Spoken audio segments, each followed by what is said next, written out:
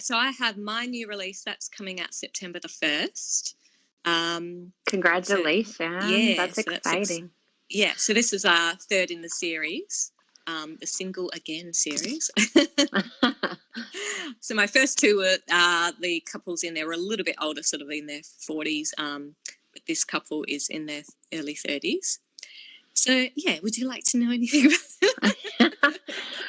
So you reviewed you got one of the first people to read my book from our critique group. So what did you think?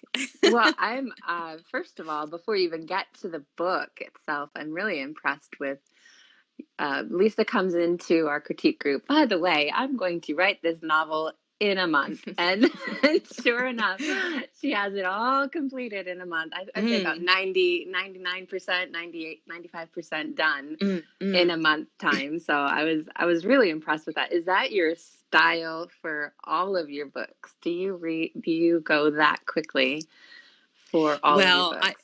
I just wanted to see if I could do it. It was my first one to do in 30 days. The second one in the series, I did it sort of like over 2 months. Like I did 1 month, I did half of it. I had a break because I had a new release that I was marketing, and then I went back and spent another month finishing it. So this one I did a month of prep. Okay. And you saw probably my videos. I went to Rottnest Island. Yes, I love it. So because I've got a contract to Celebrate Lit myself with a second island series, I thought I should start getting into island mode and do some research. And we have an island off where I live, a 30-minute ferry ride called Rottnest Island, and they have these little creatures, these rare marsupials called quokkas. So they're like a mini kangaroo. Yes, they're so cute. So there's about 10 to 15,000 on this island, and it's not on anywhere else in Australia. I think there's another tiny, tiny little island that might have some, but as far as I know, they're not anywhere else in the world. And I thought I would incorporate that, tell people a bit about that, because I have most of my audience Americans, some in the UK and other countries, but I like to, if I can, show people a bit about Australia and bring them into my country.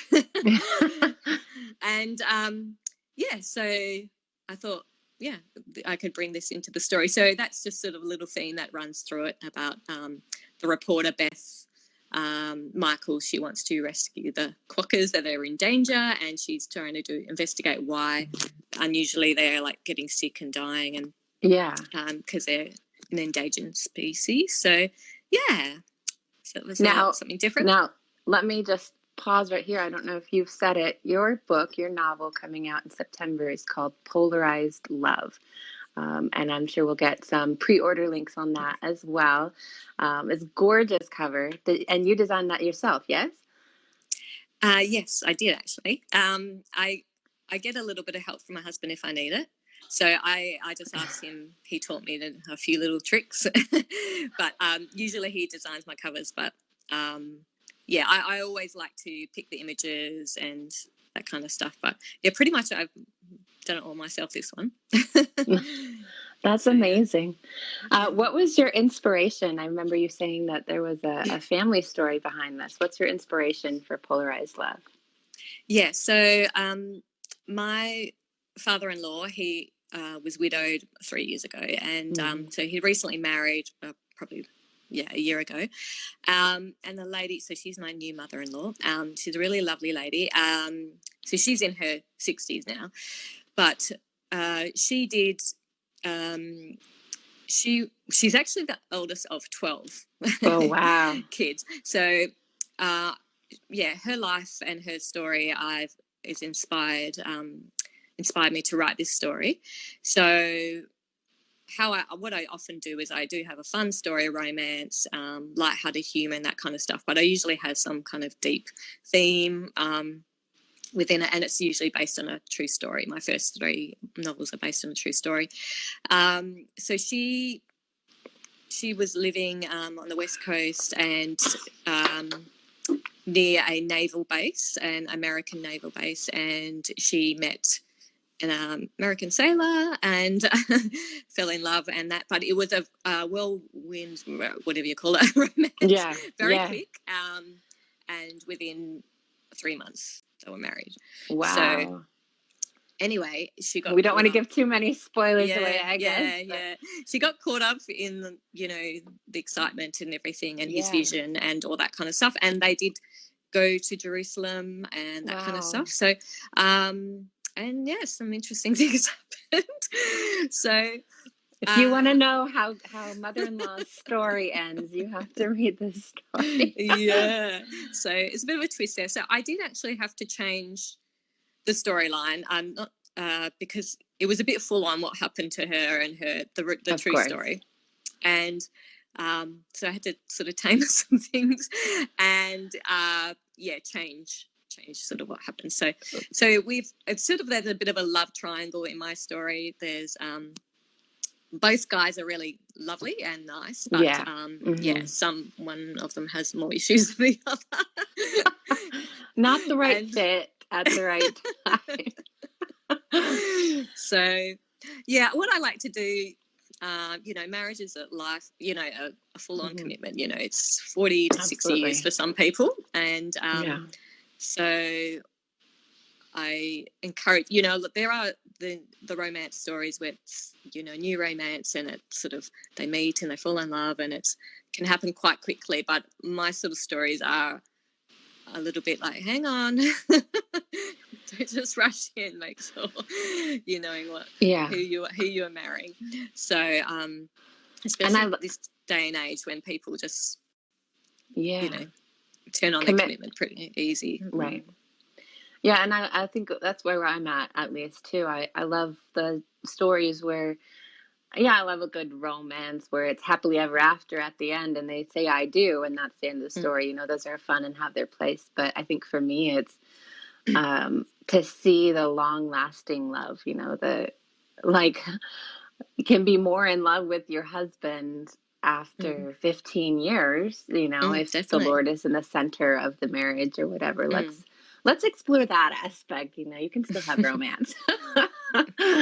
That's right, definitely. And it's the more you're married and the the Christian marriages, there's that security. You go through hard times, you get through it, and it just deepens your love, and it can deepen the romance because you just appreciate each other so much more. It's anyway, we won't start doing a marriage course right now. Yeah, we could though. A marriage course according to fiction writers. Yeah. So I do get a lot of inspiration from my husband for my characters, but I don't put all his flaws into my romance stories. That's probably wise. Yeah, that's probably wise. I don't talk about them leaving their undies on the floor. Oh dear. Anyway. That's funny. Cool. Well, so this is great. I think we should do this a bit more often and bring on some people and interview some people and get to know new authors. Yeah. And invite other people from our critique group, maybe. Okay. Put them on the spot. Yeah, and that's it. You've got to find people there are a lot of authors and who are introverts, don't like doing video, but you and me don't mind. Yeah, because you've done theater as well, right?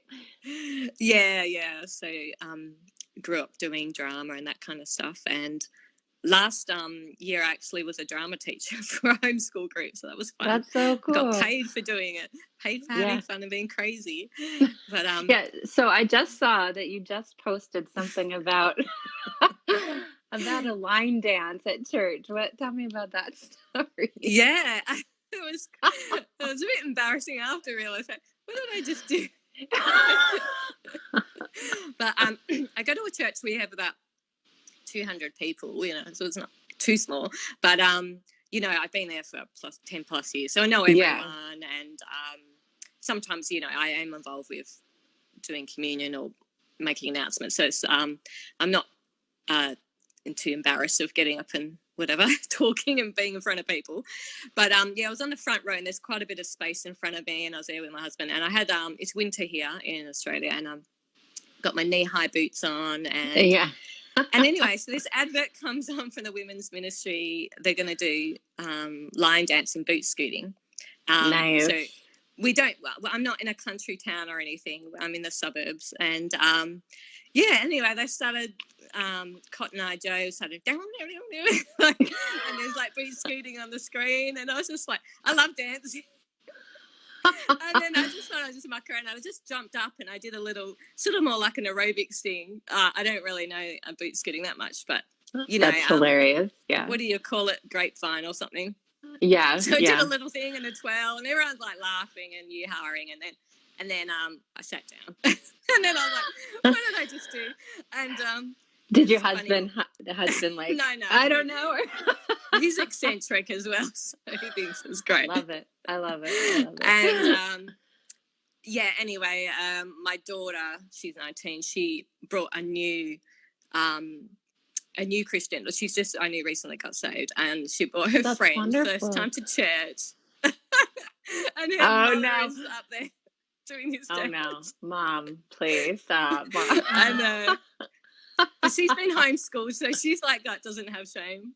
That's hilarious. I find that homeschool kids, they're not that embarrassed of their mums as much as, you know. But she's older now, so. But my 13-year-old was a little bit, I don't know you today. So anyway, yeah, the women's leader, she called me today and she's going, so you know how to do beats, can you run one of the dances and teach? And I was like, oh, I've only done it once, like 20 years ago. I guess so anyway, you just signed yourself up right there. Yeah, so tomorrow actually I'm, yeah, so I'm just YouTubing and learning a dance, and yeah, that's how I think go. It's so funny because you when you see yourself doing it in your mind, you're like, all right, I got this. But then you probably look like really crazy when you're.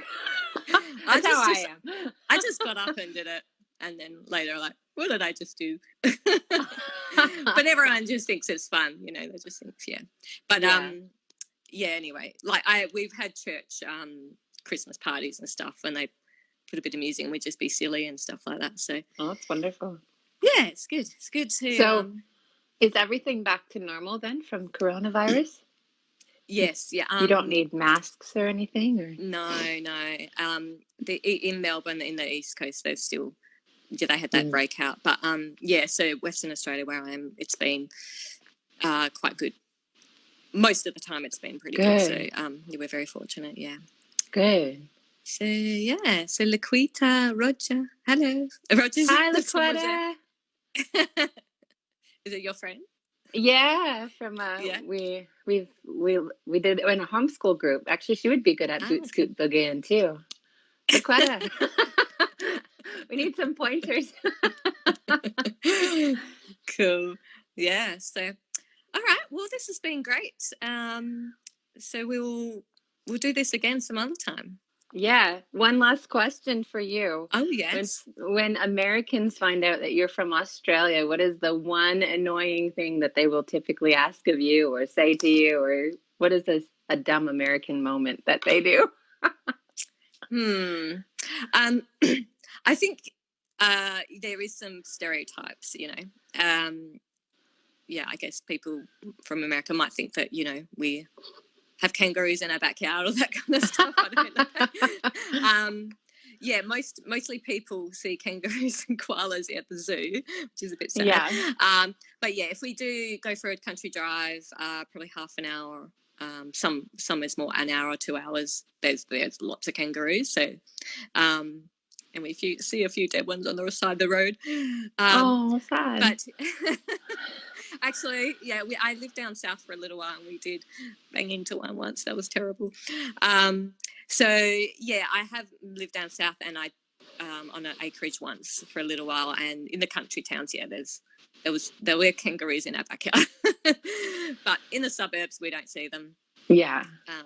Yeah, and we don't say, we're not like Crocodile Dundee, saying "G'day, mate" and that the movie Australia, the one with Nicole Kidman. That is so. When I saw that, I just cringed. Oh no.